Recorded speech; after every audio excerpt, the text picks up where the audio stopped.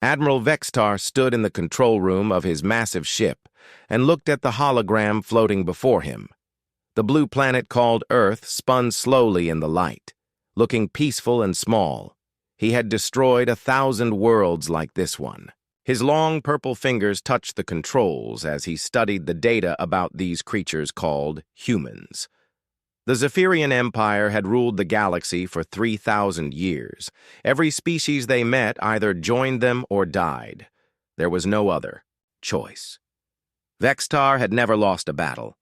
His ships were the biggest and strongest in known space.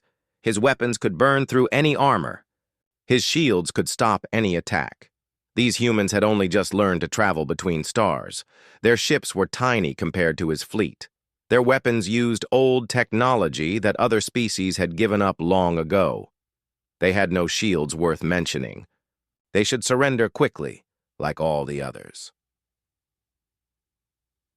Far away on Earth's first deep space station, Commander Kyle Bennett sat at his desk, reading the message that had just arrived.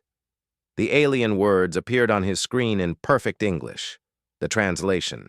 Computers had worked fast to decode the transmission. Kyle read the message 3 times to make sure he understood it correctly. The message was simple and cold. The Zephyrian Empire demanded that humanity surrender completely within 7 Earth days. If humans refused, the aliens would destroy every human city and kill every person on Earth. There would be no negotiation. There would be no second chances. Kyle had spent his whole life preparing for this moment. Earth's leaders had always known that one day they would meet hostile aliens. The universe was too big and too dangerous for Earth to stay hidden forever. But knowing something might happen and actually facing it were very different things. He sent the message to Earth Command immediately. Within hours, every military base on Earth and in space received emergency orders. The Earth Defense Force had exactly 7 days to prepare for a war they could not win. Captain Lisa Rodriguez received the alert while her ship was docked at Luna Station near Earth's moon. The USS Defiance was humanity's newest and most powerful warship. It carried the best weapons Earth could build and the smartest crew the military could find. But compared to what was coming, it was like bringing a knife to a gunfight. Lisa gathered her senior officers in the main meeting room. The hologram showed them what they were facing. The Zephyrian fleet had 50 ships. Each ship was 3 times bigger than the Defiance. Their weapons could destroy a human ship with 1 shot. Their shields could absorb anything humans could throw at them. Lieutenant Jake Sullivan, the chief engineer, whistled softly as he looked at the alien ship designs. The technology was hundreds of years ahead of anything humans had built. The power sources alone were beyond human understanding. The hull materials were stronger than anything in Earth's inventory. Dr. Amanda Foster, the science officer, studied the tactical reports from previous Zephyrian battles. Every fight followed the same pattern. The aliens would arrange their ships in perfect formations. They would demand surrender. When the enemy refused, they would attack with overwhelming force. The battles never lasted more than a few hours. What worried Lisa most was how predictable the aliens seemed to be. They fought the same way every time. They used the same formations. They followed the same rules. It was like they were playing a game where everyone knew the moves except the humans. Colonel Peter Hayes commanded the ship's Marine unit. He had fought in wars all over Earth before joining the Space Force. He knew that superior technology did not always win battles. Sometimes the side that fought differently could find ways to win against impossible odds.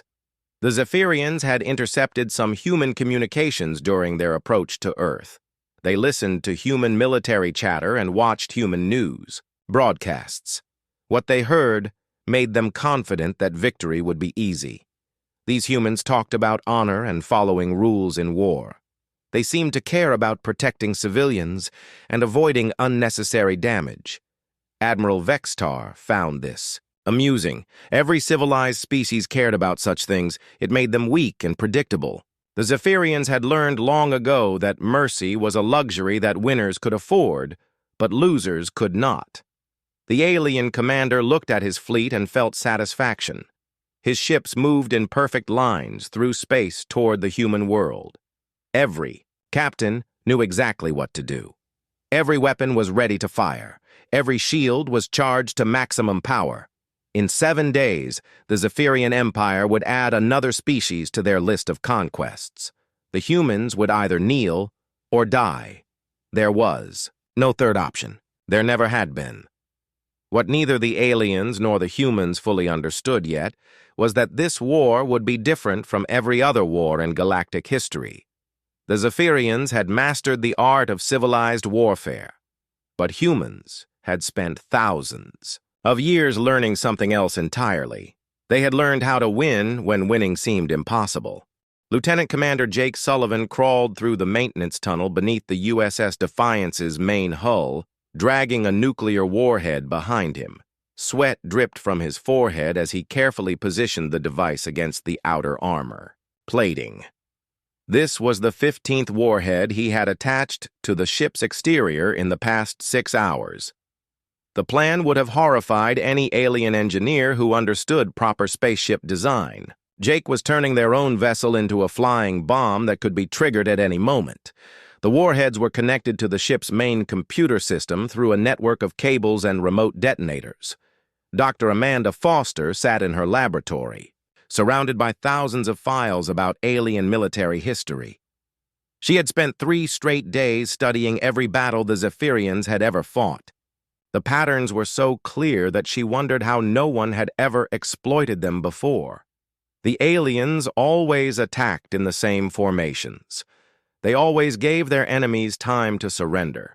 They always fought during what they considered proper daylight hours. They never attacked hospitals or schools or civilian targets. They followed rules that made war predictable and civilized. Amanda realized that every species the Zephyrians had conquered must have fought the same way they did. Everyone followed the same galactic rules of warfare. Everyone believed that there was a right way and a wrong way to fight. Everyone except humans. Colonel Peter Hayes gathered his Marines in the training bay and showed them videos of alien ship interiors. The corridors were wide and straight. The ceilings were high. The lighting was bright and even throughout. Everything was designed for formal combat between opponents who respected each other. Peter had fought in the tunnels of underground cities, on Earth. He had led raids through narrow alleyways where every doorway could hide an enemy. He had learned that in real combat, there were no rules except survival. The Marines under his command had learned the same lessons. He divided his men into small teams and gave each team a different job. Some would focus on taking control of alien weapon systems. Others would secure the engine rooms. A few would hunt down the command crew. All of them would move fast and hit hard before the aliens could organize a defense. Captain Lisa Rodriguez stood on the bridge of the Defiance and watched her crew prepare for battle in ways that no other species had ever attempted. Her people were welding armor plating over the windows. They were installing backup life support systems in case the main ones failed. They were preparing for a fight that might destroy their own ship. The official Earth Defense Force handbook said that spaceships should avoid ramming attacks at all costs. Collision with enemy vessels was considered a last resort that usually resulted in the destruction of both ships. Lisa had read the handbook carefully before deciding to ignore it completely. Tony Clark, the chief engineering officer, worked in the engine room with a team of technicians who were modifying the ship's power systems. They were removing safety protocols that prevented the engines from running at dangerous levels. They were bypassing automatic shutdown systems that were designed to protect the crew. The modifications would let the Defiance move faster and hit harder than its designers had ever intended. The ship might tear itself apart in the process, but Tony figured that was better than being destroyed by alien weapons while following safety regulations. Sarah Mitchell commanded the ship's fighter squadron.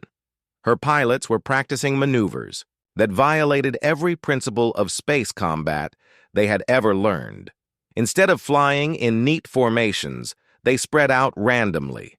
Instead of attacking from predictable angles, they came from directions that made no tactical sense. The Zephyrians had studied human military communications and felt confident about the coming battle. They had listened to official Earth Defense Force radio chatter that discussed proper procedures and standard tactics. What they had not heard were the private conversations between human commanders who were planning something entirely different.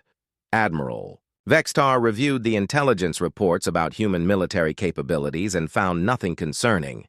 Their ships were slow and weakly armed. Their fighters used primitive chemical rockets instead of advanced energy propulsion. Their weapons relied on metal projectiles instead of plasma beams. The alien commander distributed battle plans to his fleet captains.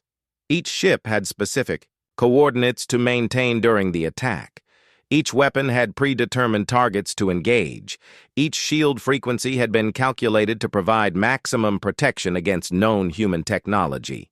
What the Zephyrians did not understand was that humans had been fighting each other for their entire history. Every human military officer had studied thousands of battles where the underdog had found ways to defeat superior forces. They knew that wars were won by soldiers who could think creatively under pressure. Dr. Foster discovered something interesting in the alien battle records. The Zephyrians had never fought an enemy that used deception or surprise attacks. Every species they had conquered had announced their intentions clearly and fought honorably according to established galactic customs. She realized that the concept of ambush tactics or guerrilla warfare was completely foreign to most alien species. They saw such methods as dishonorable and uncivilized. They preferred open battle where both sides could demonstrate their courage and skill according to recognized rules. Jake Sullivan finished installing the last of his surprise packages and crawled back through the maintenance tunnel. The USS Defiance now carried enough explosive power to destroy several city blocks. More importantly, it carried the willingness to use that power in ways that no civilized species would ever consider. The human preparations continued around the clock as the deadline approached. Every ship in the Earth Defense Force was being modified with equipment and tactics that existed nowhere in galactic military textbooks. The aliens expected to face an enemy that would fight like every other species they had conquered. Instead, they were about to meet humans who had learned that in war the only rule that mattered was winning. The Zephyrian fleet arrived at Earth exactly 7 days after sending their ultimatum. Admiral Vextar positioned his ships in the traditional battle formation that had served the Empire for 3,000 years. His flagship moved to the center, while the other vessels spread out in perfect geometric patterns around it. Captain Lisa Rodriguez watched the alien ships appear on her sensors and felt her heart racing. The enemy fleet was even more impressive in person than the intelligence reports had suggested. Each ship gleamed with polished metal and glowed with energy shields that flickered like soap bubbles in the starlight. Admiral Vextar opened a communication, channeled to the human vessels, and prepared to deliver the formal challenge that preceded every Zephyrian battle. He had given this same speech hundreds of times before.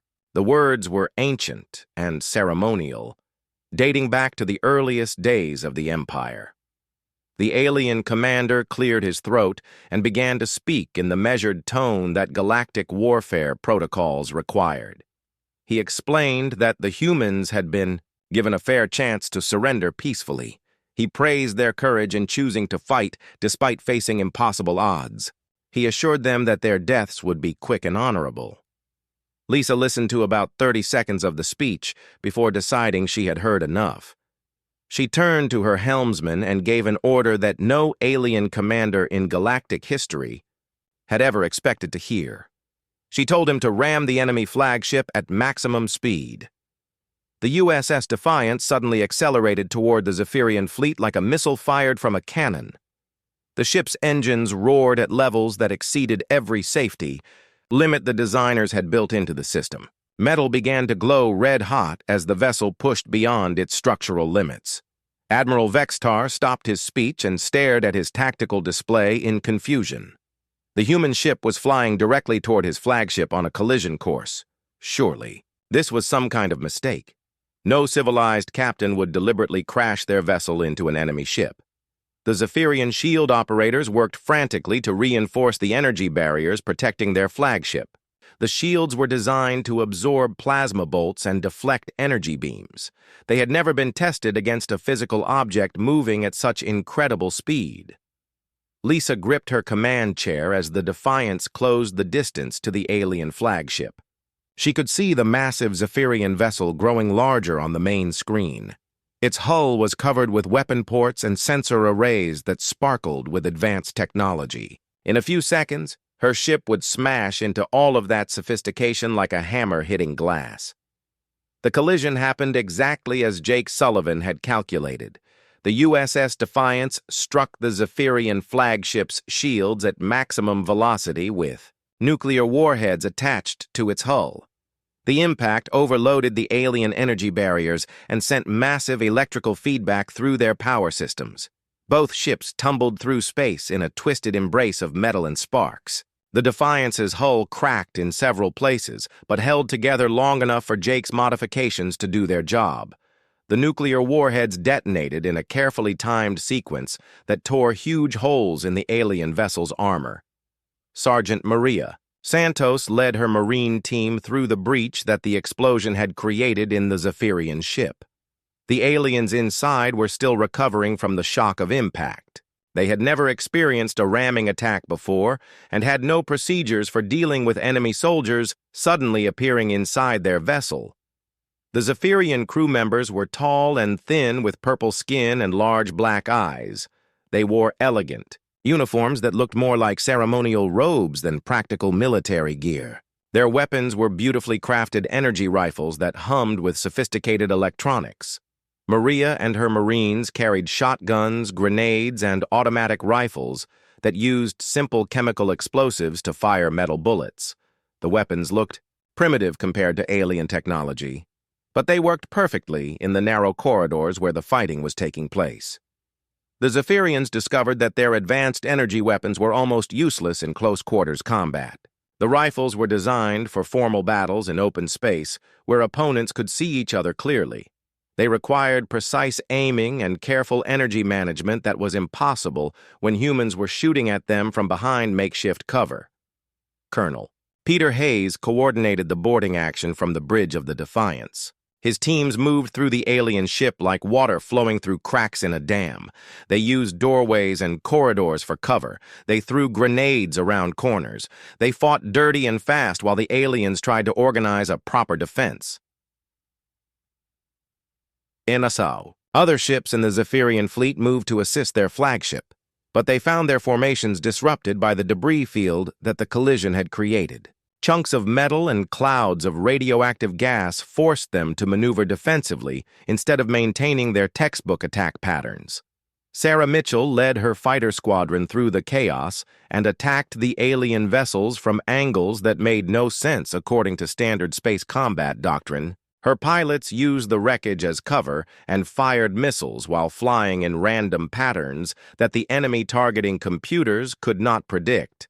Admiral Vexitar found himself trapped on his own bridge while human soldiers fought their way through, his ship deck by deck.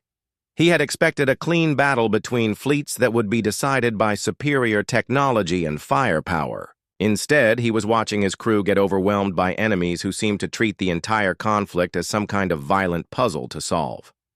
Tony Clark reached the Zephyrian engine room and immediately began studying the alien power systems.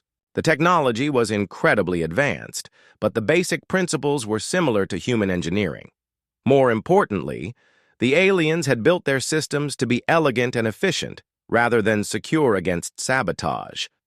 Within minutes, Tony had figured out how to turn the ship's own power grid against its crew. He rerouted energy flows and overloaded safety systems in ways that the original designers had never considered.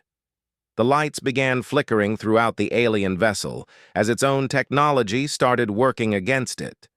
Dr. Amanda Foster monitored the battle from the Defiance's science station and realized that everything was going exactly as she had predicted.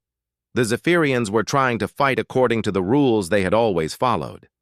They expected their enemies to behave in civilized and predictable ways, But humans had learned their military lessons in wars where survival mattered more than honor. They had developed tactics in conflicts where there were no referees to enforce. Fair play. They brought thousands of years of experience in fighting dirty when fighting clean meant dying. The Zephyrian Empire was about to learn that there was more than one way to wage war in the galaxy. Engineering Chief Tony Clark whistled softly as he worked his way deeper into the Zephyrian flagship's power systems. The alien technology was beautiful in its complexity, but it had a fatal flaw that the designers had never considered. Every system was connected to every other system in an elegant network that made the ship incredibly efficient and completely vulnerable to sabotage. Tony pulled out a small device that looked like a simple electronic tool but was actually a computer. Virus designed to spread through alien networks. He plugged it into one of the power distribution nodes and watched as malicious code began flowing through the ship's systems like poison through veins. Within minutes, lights started flickering in corridors throughout the alien vessel. Door locks began cycling randomly between open and closed. Life support systems started running backwards, pumping stale air out instead of fresh air in. The ship's own technology was turning against its crew in ways they could never have imagined. Lieutenant Sarah Mitchell coordinated her Marine teams through the chaos that Tony's sabotage was creating. The aliens were trying to fight according to their military training, but their training assumed that their own ship would work properly during battle. They had never learned how to fight when their weapons might stop working or their lights might go out at any moment. Sarah's teams moved through the alien corridors like ghosts, appearing from unexpected directions and disappearing before the enemy could react. They used the ship's own layout against its defenders, turning elegant architectural features into deadly obstacles and clever hiding places. The Zephyrian crew members were skilled soldiers, but they had been trained for formal warfare between opposing fleets in open space. They knew how to operate their weapons with precision and maintain perfect formations under fire. What they did not know was how to fight an enemy that refused to stand still and shoot back in an organized manner. Captain Lisa Rodriguez activated Jake Sullivan's external warheads just as the other Zephyrian ships moved closer to assist their flagship. The nuclear explosions created a debris field of twisted metal and radioactive particles that forced the alien fleet to scatter in all directions. The aliens found their perfect battle formations broken apart by obstacles they had never encountered before. Chunks of their own flagship were spinning through space like deadly projectiles. Clouds of ionized gas were interfering with their sensors and communications. The clean, organized battle they had planned was turning into a chaotic free-for-all. Major Chris Brown established a command post in what had been the alien ship's main navigation center. His teams had secured the room after a brief firefight that left several alien officers unconscious and their computer systems under human control. Chris immediately began using the captured equipment to coordinate with other Earth Defense Force vessels. The Zephyrian communication networks were incredibly sophisticated, but they were also completely unencrypted because the aliens had never fought an enemy capable of understanding their technology. Chris found that he could listen to every conversation between enemy ships and even send false orders that their captains would obey without question. Dr. Amanda Foster analyzed the data flowing through the captured alien systems and made a discovery that explained everything about Zephyrian military doctrine. Every species they had ever conquered fought wars the same way, following the same rules and using the same tactics. The galaxy had developed a single standard approach to warfare that everyone except humans had adopted. The aliens expected their enemies to announce their intentions clearly before attacking. They expected formal challenges and organized responses. They expected battles to be fought according to established protocols that made war predictable and civilized. They had never faced an opponent that treated conflict as a creative exercise in problem-solving. Lieutenant Commander Rachel Green commanded a squadron of human fighters that were attacking the scattered Zephyrian fleet from every direction at once. Her pilots flew in patterns that looked random but were actually carefully planned to maximize confusion among the enemy targeting systems. The alien ships were trying to reform their traditional battle lines, but every time they moved into position, human fighters would appear from behind asteroids or debris clouds and force them to scatter again. The Zephyrians had powerful weapons and strong shields, but they could not hit targets that refused to behave predictably. Admiral Vextar stood on what remained of his bridge and watched his perfect fleet fall apart in ways he had never imagined possible. His ships were more advanced than anything the humans possessed. His crews were better trained and more experienced. His weapons were more powerful and his shields were stronger. But none of that seemed to matter when fighting an enemy that refused to follow the rules. The human tactics made no sense, according to everything the Admiral had learned about warfare. They wasted ships by using them as weapons. They ignored efficient targeting solutions in favor of chaotic attacks from multiple directions. They seemed to treat the entire battle as some kind of game where creativity was more important than firepower. Colonel Peter Hayes reached the alien flagship's main computer core with a team of Marines who had fought their way through 12 levels of increasingly desperate resistance. The Zephyrian defenders had tried to establish defensive lines at every corridor junction, but human tactics turned their advantages into weaknesses.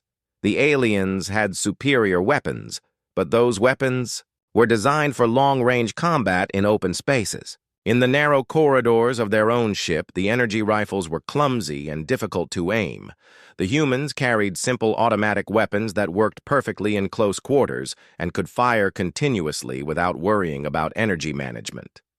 Peter's team reached the computer core and immediately began downloading everything they could find about Zephyrian technology, tactics, and ship designs. The information would be transmitted to Earth, where human engineers and scientists would figure out new ways to turn alien advantages into human opportunities. Jake Sullivan had made his way to the alien engine room, where he found technology. That was centuries ahead of anything humanity had developed. The power systems alone generated more energy than most human cities used in a year. But advanced technology was useless if the people operating it could not adapt to unexpected situations. Jake began systematically destroying critical components in ways that would take hours or days to repair. He was not trying to shut down the ship immediately. Instead, he was creating a series of cascading failures that would gradually cripple the vessel while making it impossible for the crew to figure out what was going wrong until it was too late. The Zephyrian Empire had conquered the galaxy by fighting wars against opponents who shared their understanding of proper military conduct. Every battle had been a formal contest between organized forces using established tactics and recognized rules of engagement. They had never encountered an enemy that treated war as an art form where innovation and creativity were more valuable than superior technology. As the battle continued to rage around the crippled flagship, it became clear that something fundamental had changed in the galaxy. The age of predictable warfare was ending, and humanity was teaching the universe that there was more than one way to fight among the stars. Major Chris Brown sat at the captured Zephyrian communication console and watched in fascination as more human ships arrived from Earth. Each vessel was employing completely different tactics that the alien fleet could not predict or counter. It was like watching a dozen different armies fighting the same battle using incompatible strategies that somehow worked together perfectly. The USS Determination arrived first, commanded by Captain Robert Stone. Instead of engaging the enemy directly, Stone positioned his ship behind a large asteroid and began launching missiles in high arcs that curved around obstacles before striking their targets. The Zephyrians had never seen guided projectiles follow such complex flight paths. Next came the USS Persistence under Captain Helen Brooks, who immediately began broadcasting fake distress signals while her ship appeared to retreat from the battle zone. When 3 Zephyrian vessels moved to pursue what they thought was a fleeing enemy, they flew directly into a minefield that Helen had deployed during her apparent escape. Dr. Amanda Foster worked frantically at her science station, analyzing every piece of data that the captured alien systems were providing. What she discovered was disturbing and revolutionary at the same time. The Zephyrian Empire had not just conquered other species through superior technology. They had actually prevented the development of creative military thinking throughout the galaxy. Every species that joined the Empire was required to adopt Zephyrian military doctrine. Their officers attended Zephyrian academies where they learned proper warfare according to established galactic standards. Any tactics that were considered unconventional or dishonorable were banned completely. The result was a galaxy where every military force fought exactly the same way, using exactly the same strategies. The Zephyrians had created a universe of predictable enemies who would never surprise them with unexpected tactics. Until now, Lieutenant Commander Rachel Green led her fighter squadron in an attack that violated every principle of space combat that had been established over 3 millennia of galactic warfare. Her pilots spread out over thousands of kilometers and attacked from directions that made no tactical sense according to any known doctrine. The Zephyrian fleet tried to respond to the chaotic assault, but their targeting computers could not calculate proper firing solutions when the enemy fighters were moving in apparently random patterns. Every time the aliens adjusted their defensive formations, the human pilots would change their approach angles and attack from somewhere else entirely. Admiral Vextar received reports from his ship captains that grew more confused and desperate with each transmission. His forces were losing battles against enemies who should have been destroyed within minutes. Human technology was inferior in every measurable way, but somehow the humans were winning through tactics that made no sense. The alien admiral tried to analyze the human strategy, but there did not seem to be any overall strategy at all. Each human ship was doing something different. Each attack came from an unexpected direction. Each defensive maneuver violated established military logic. It was like fighting an enemy that was making up the rules as they went along.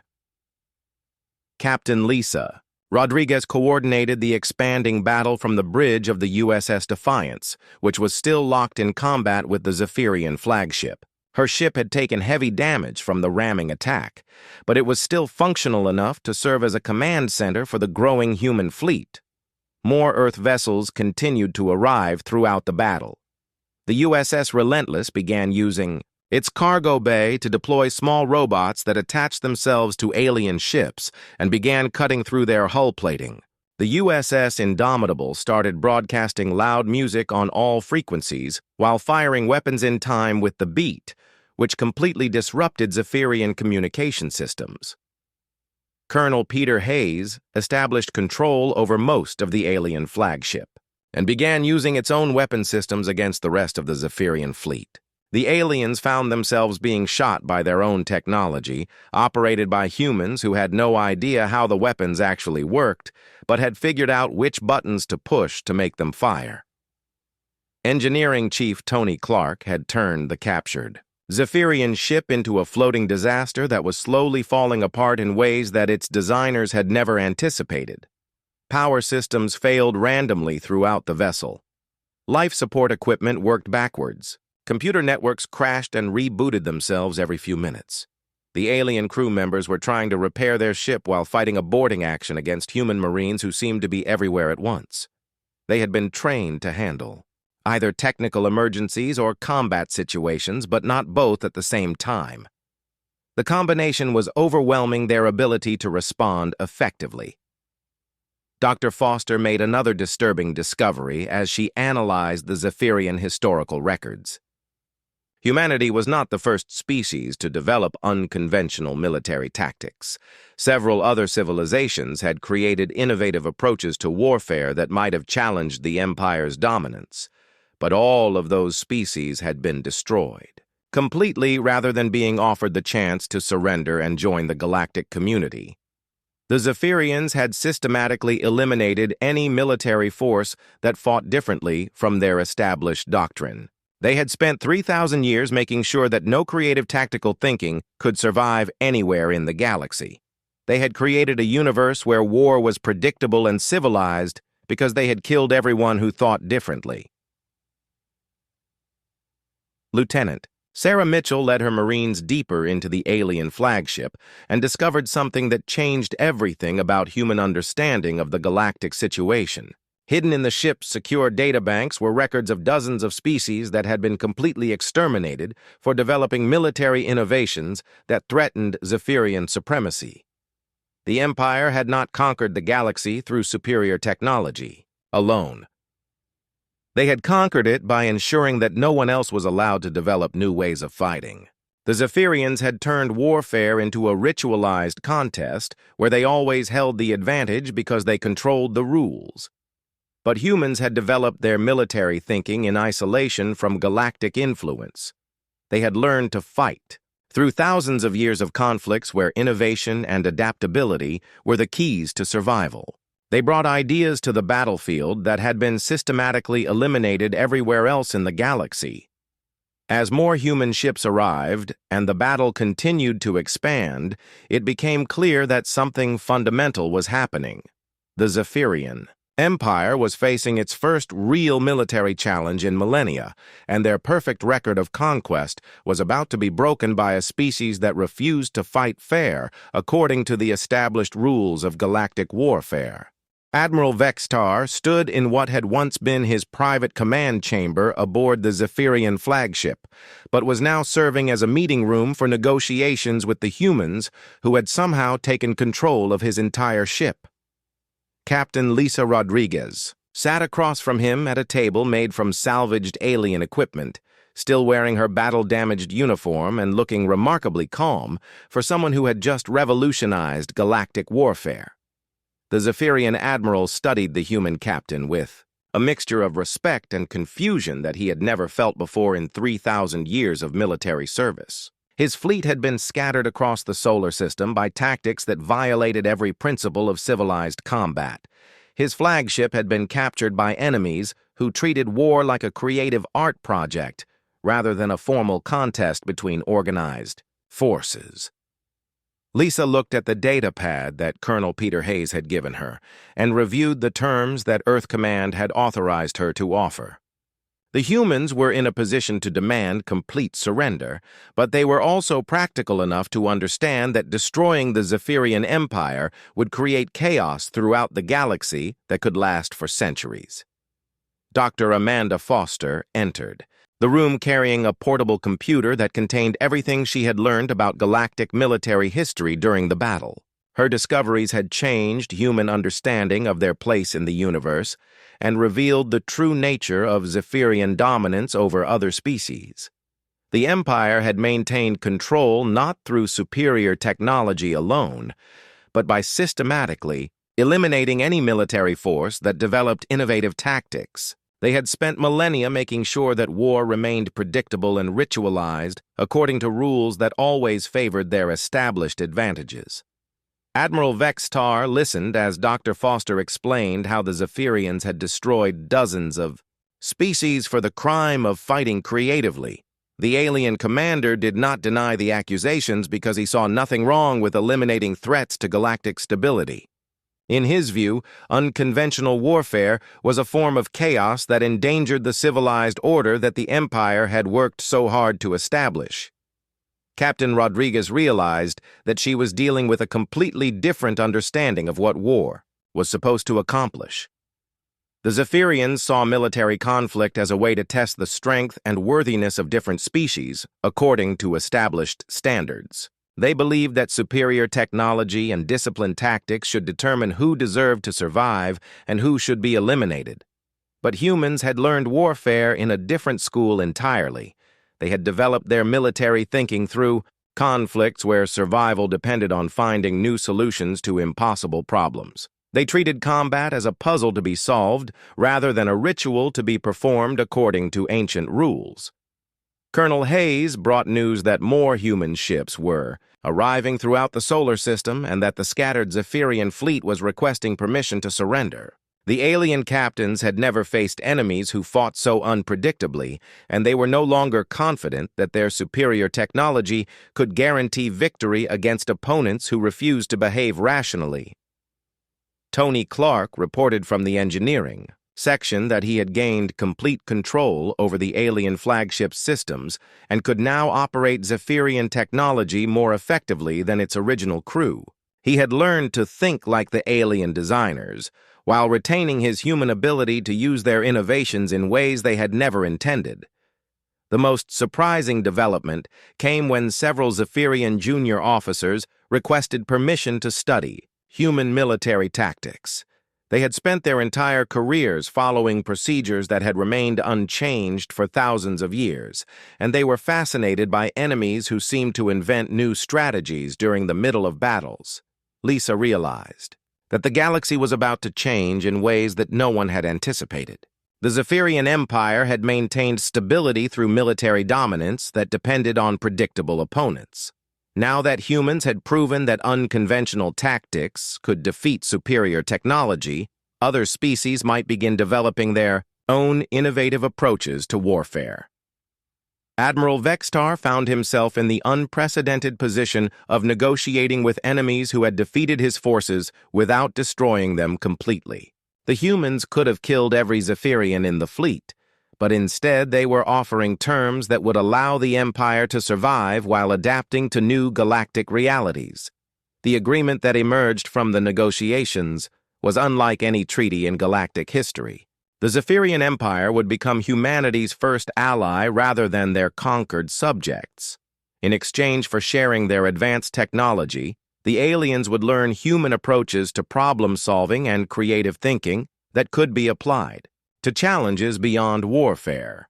Within months of the battle, the first joint human-Zephyrian military academy was established on a neutral world near the galactic core. Alien officers learned about concepts like asymmetric warfare, guerrilla tactics, and improvised solutions that had been banned throughout the galaxy for millennia.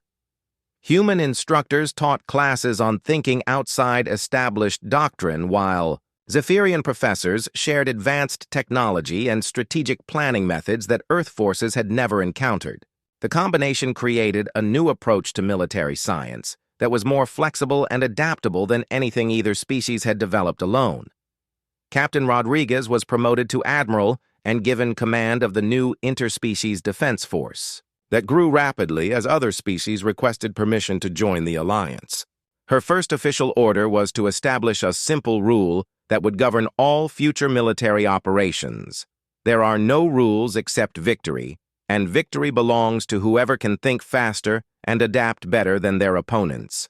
The change in galactic military thinking spread like a virus through civilizations that had followed the same tactical doctrines for thousands of years. Species that had been conquered by the Zephyrians began developing their own unconventional approaches to warfare that reflected their unique cultures and abilities. Dr. Foster published research papers that became required reading throughout the galaxy, explaining how diversity in military thinking made everyone stronger and more capable of handling unexpected threats. Her work proved that the Zephyrian system of enforced conformity had actually made the galaxy more vulnerable to dangers that could not be defeated through traditional methods. The battle that had begun as a simple conquest attempt by a superior alien force had evolved into something much more significant. Humanity had not just defended Earth successfully. They had taught the galaxy that war was not a ritual to be performed according to ancient rules, but a creative challenge that could be solved through innovation, adaptability, and the willingness to try new approaches when old methods failed. Aliens had believed they knew war through 3 millennia of experience and countless victories. What they learned was that humans knew something far more dangerous and valuable. They knew how to win when winning seemed impossible, and they were willing to teach that knowledge to anyone smart enough to learn from it.